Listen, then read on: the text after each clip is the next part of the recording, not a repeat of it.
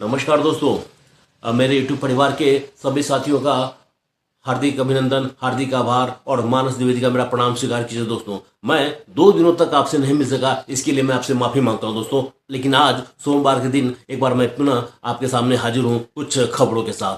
दोस्तों, कल इंडिया गठबंधन की एक महत्वपूर्ण बैठक पटना के दीघा रिजॉर्ट में हुई और जिसमें राष्ट्रीय जनता दल, कांग्रेस, वाम दल और समेत जो भी इंडिया गठबंधन के महत्वपूर्ण घटक थे वो सभी उस बैठक में शामिल हुए।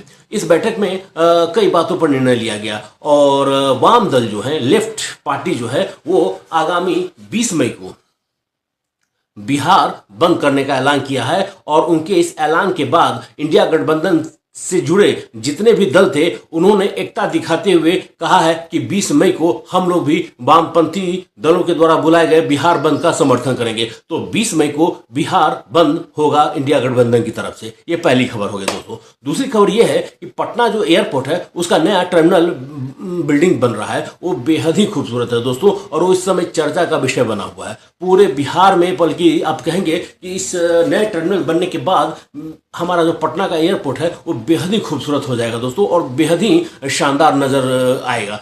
इस महीने के आखिर में यानी कि मई महीने के आखिर में प्रधानमंत्री श्री नरेंद्र मोदी जी इसका उद्घाटन कर सकते हैं दोस्तों। मैं आपको बता दूं कि इस नए टर्मिनल में विशाल वेटिंग एरिया बनाया गया है, जहां पर जो यात्री विमान से जाएंगे उनके ठहरने के लिए, बैठने के लिए एक विशाल वेटिंग एरिया बनाया गया है। इसके अलावा हाई फाई सिक्योरिटी का इंतजाम रहेगा दोस्तों। मल्टी लेवल पार्किंग बनाया गया जहां पर आपकी गाड़ियां जो है आराम से पार्किंग हो जाएंगी, कहीं कोई दिक्कत नहीं होगा दोस्तों। इसके अलावा भी तमाम अत्याधुनिक सुविधाओं के साथ ये पटना का नया टर्मिनल, नया बिल्डिंग जो है वो नजर आएगा दोस्तों।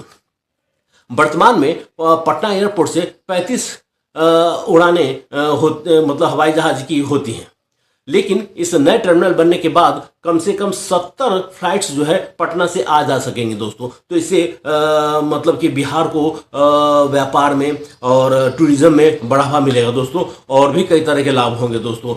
ये भी कोशिश की जा रही है कि पटना एयरपोर्ट का जो नया टर्मिनल बन रहा है 25 लाख से 1 करोड़ तक के लोगों के आवागमन की, मतलब कि फ्लाइट से ही आने जाने की बेहतर मतलब जो है कनेक्टिविटी कोशिश की जाए। लेकिन पटना का जो रनवे है वो छोटा है, इसलिए बिहार सरकार जो है वो चाह कर भी उतना बड़ा कदम नहीं उठा पा रही है। लेकिन फिर भी इस जो नया टर्मिनल बनने जा रहा है उसमें बहुत कुछ दिया जा रहा है और बिहार वासियों के लिए बहुत बड़ा त्योहार तोहफा है, गिफ्ट है दोस्तों। इसके अलावा बता दूं दोस्तों कि पटना का जो मोरिया कॉम्प्लेक्स है वो भी एक नए रूप में, एक नए कलेबर में लोगों के सामने जल्द ही नजर आएगा दोस्तों। आपको पटना मोरिया कॉम्प्लेक्स में एक साथ ही जिम, इसके अलावा जिम के अलावा रेस्टोरेंट्स, इसके अलावा आपको क्या कहते हैं बैंकेट हॉल्स, बहुत कुछ नजर आ जाएंगे दोस्तों। तो पटना का जो मोरिया कॉम्प्लेक्स है वो एक नए कलेवर के साथ आपको नजर आ जाएगा। वहाँ ये गेमिंग जोन भी आपको मिल जाएगा। जो बच्चे खेल में रुचि रखते हैं वो भी जो है वहाँ पर मतलब हर तरह की सुविधा आपको मिल जाएगी पटना मोरिया कॉम्प्लेक्स में दोस्तों। इसके अलावा मैं आपको बता दूं कि 20 मई को पटना ऑटो यूनियन ने यानी कि जो ये टेम्पो चालक हैं उन लोगों ने हड़ताल बुलाया है दोस्तों। 20 मई को पटना में टेम्पो चालक हड़ताल करेंगे, क्योंकि बिहार सरकार ने ऑटो का जो कलर होता है उसको लेकर के और उनके रूट को लेकर के कुछ निर्णय लिया है, जिसको पटना ऑटो यूनियन वाले पसंद नहीं कर रहे हैं और सरकार के इसी निर्णय के विरोध में 20 मई को वो लोग हड़ताल में पे रहेंगे। तो जो लोग 20 तारीख को अपना प्लान बना रहे हैं इधर उधर जाने का वो लोग सोच लें।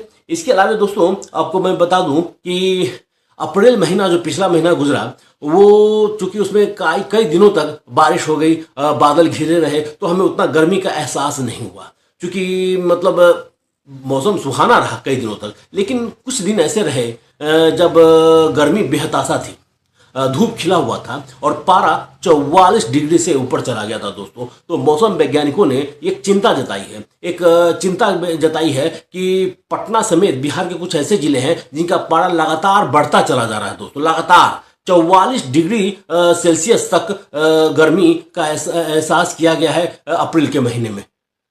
तो ये हमारे लिए चिंता का विषय है दोस्तों। और कल प्रधानमंत्री श्री नरेंद्र मोदी जी ने खेलो इंडिया का उद्घाटन कर दिया, जिसमें वैभव सूर्यवंशी की उन्होंने जमकर तारीफ की। खेलो इंडिया का आयोजन पटना, गया, राजगीर, नालंदा समेत कई जगहों पर आयोजित किया जा रहा है और दिल्ली में भी आयोजित किया जा रहा है दोस्तों। तो खेल प्रेमी जो हैं पटना में पाटलिपुत्र खेल परिसर में इसका आयोजन किया जा रहा है, जो कि कंकड़बाग कॉलोनी में है।